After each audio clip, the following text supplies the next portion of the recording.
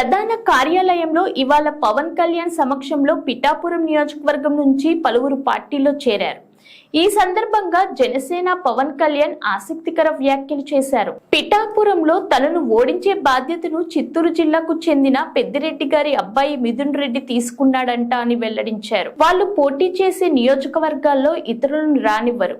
స్థానికుడు అయిన ఒక బీసీ యాదవ వర్గానికి చెందిన యువకుడికి అవకాశం ఇస్తే అతన్ని ఓడించి ఇబ్బందులు పెట్టారు. అలాంటిది వారు మాత్రం ఇక్కడకు వచ్చి రాజకీయాలు చేస్తారంట అని విమర్శించారు. ప్రజాస్వామ్యంలో నాలాంటి వాడు గెలిస్తే రాష్ట్రానికి మంచిది. అలాంటిది నన్ను ఓడించడానికి 150 కోట్లు కుమ్మేసుకుంటున్నారంట. ఓటుకు 10,000, కుటుంబానికి ₹1,00,000 ఇస్తున్నారంట అని పవన్ కళ్యాణ్ వెల్లడించారు. పీలేరు నియోజకవర్గంలో మేము ఎన్ని కష్టాలు పడైనా సరే, ఎంతమంది ఎదిరించైనా సరే మేము బయట వాళ్ళని రానివ్వండి, మేమే కాపాడుకుంటాం మా నియోజకవర్గాన్ని అని చెప్పారు. ఇంకెవరిని రానివ్వరండి. అక్కడ మన పార్టీ కోసమే పోయినసారి ఒక యాదవ సమూహాలకి చెందిన సామాజిక వర్గానికి చెందిన ఒక యువకుడు మన పార్టీ తరఫున పోటీ చేస్తే పాపం చాలా భారీగా నామినేషన్ వేశారు.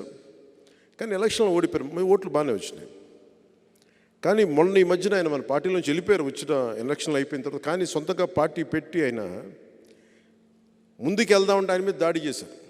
ఇదే మిథున్ రెడ్డి గారు. ఈ రోజున జగన్ గారేమో బీసీలకు మేము అండగా ఉంటామని చెప్తారు.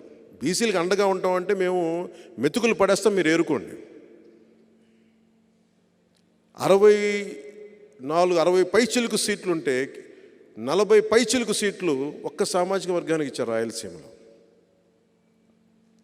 వీళ్ళు కూర్చోబెట్టి బీసీ అండగా ఉంటామని చెప్తారు. వీళ్ళు క్లాస్ వారి గురించి మాట్లాడతారు.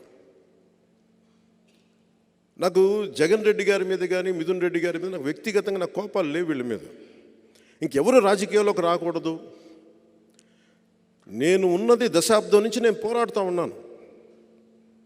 4 దశాబ్దాలు ఉన్న తెలుగుదేశం పార్టీకి కూడా నేను అండగా ఉన్నాను. అలాంటిది నన్ను ప్రజాస్వామ్యంలోకి నేను ఒక ఎమ్మెల్యే అయితే రాష్ట్రానికి మేలు తప్ప అది ఎవరికి హాని కాదు.